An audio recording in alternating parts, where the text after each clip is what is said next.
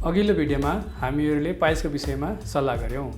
अब हामी केही विधिहरू छन् त्यो विषयमा आज हामी चर्चा गर्दैछौँ। नमस्कार, मेरो नाम डाक्टर लोकेन्द्र कुमार भगत। सिजबात भनेको के हो त? सिजबात निकै सरल, सस्तो र अत्यन्त प्रभावकारी सहायक उपचार पद्धति हो।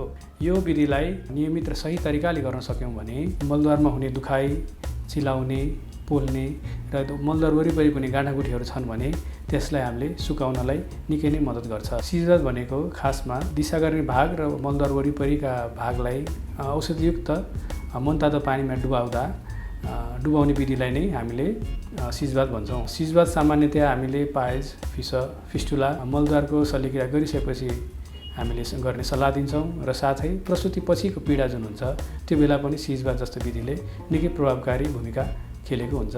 सिज भन्ने शब्द चाहिँ एउटा जर्मन शब्द हो जसको अर्थ बस्नु हो र युरोपेली चिकित्सा पद्धतिमा मलद्वार सम्बन्धी समस्यामा र कम्मरभन्दा मुनिका समस्याहरूमा यसको उपयोग गरेको पाइन्छ र आयुर्वेदमा यसलाई अवगाह स्वेद पनि भनिन्छ।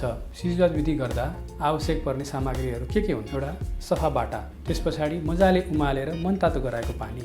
यसमा पानीलाई तातो र चिसो मिक्स गरेर प्रयोग गर्न चाहिँ पाइँदैन।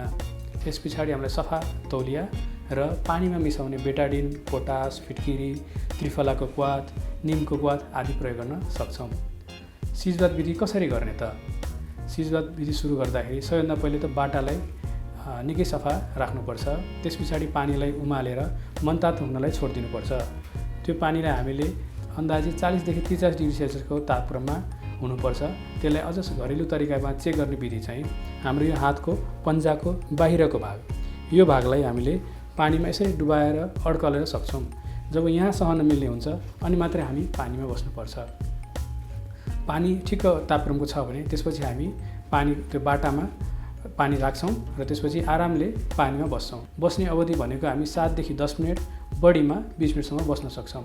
र बोनसमा एउटा कुरा भन्न चाहेँ, पानीमा बसेको बेलामा हामीले दिशा गर्ने जुन भाग हुन्छ त्यसलाई खुम्चाउने, खुम्चाउने, खुकुलो छोड्ने, फेरि खुम्चाउने, खुकुलो छोड्ने, यसरी यसलाई चाहिँ हामीले केगल एक्सर्साइज भन्छौँ। यसरी बस्ने क्रममा एक्सर्साइज गऱ्यौँ भने यसले दुखाइ र त्यहाँ मलद्वार वरिपरि भएको फोहोरहरूलाई सफा गर्न मद्दत गर्छ र छारसुत्र विधि गरिसक्दाखेरि जुन दुखाइ हुन्छ त्यसले अत्यन्तै कम गर्छ। त्यस पछाडि हामी समय अवधि पुगिसकेपछि हामी बिस्तारै सहारा लिएर उठ्नुपर्छ।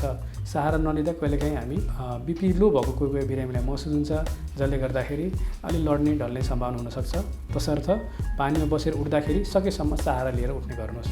त्यस पछाडि हामी मलद्वारको वरिपरि एरियालाई सुक्खा तौलियाले यसरी ट्याप गर्दै, यसरी नपुछिकन, पुस्नु हुँदैन, यसरी घर्षण गरेर यसरी ट्याप गर्दै थिचेर पुस्ने काम गर्नुपर्छ र त्यसपछि हामीले दिएका मलमहरू लगाउनु होला।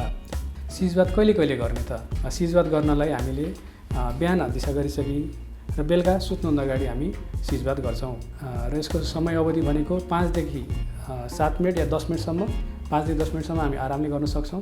अलि बढी गाह्रो भएको अवस्थामा चाहिँ हामी 20 मिनटसम्म पनि गर्न सक्छौँ। त्योभन्दा बढी चाहिँ गर्नु हुँदैन। छारसुत्र गरेका बिरामीहरूलाई हामीले 3 देखि 5 पटकसम्म पनि दिनमा सिजबात गर्नु भनेर सल्लाह दिएको हुन्छौँ। यसले धेरै नै राम्रो रिजल्ट आएको पाएका छौँ। आउनुहोस् अब सुनौँ सिजबातको महत्त्व। सिजबात किन महत्त्वपूर्ण छ त? सिजबात गर्दाखेरि हाम्रो मलद्वारमा हुने दुखाइ, पोलेको लक्षणहरू तिनीहरूलाई कम गर्छ। मलद्वार वरिपरि कतै केही सुन्निएको गाँठागुठी छ भने त्यसलाई सुकाउन मद्दत गर्छ र मनतातो पानीमा बस्दाखेरि मलद्वार वरिपरि रगतको सञ्चालन राम्रो भएको हुन्छ।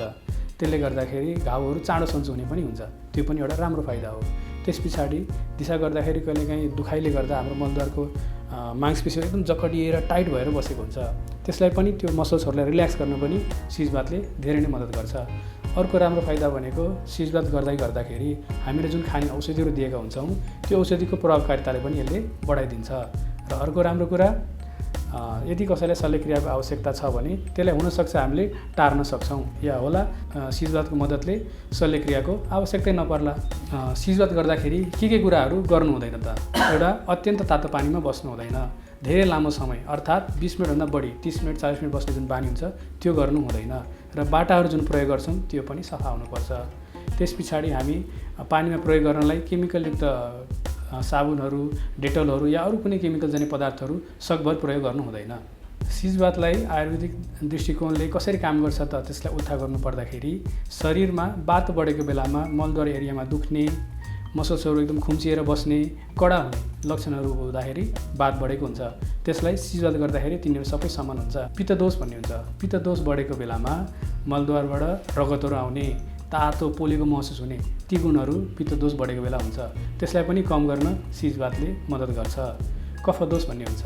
कफदोष बढेको बेलामा मलद्वारको वरिपरि गाँठागुठीहरू सुन्निएको, चिप्लो पदार्थ दिशा गर्ने ठाउँबाट आएको, त्यस्तो चिजलाई पनि शमन गर्न मद्दत गर्छ।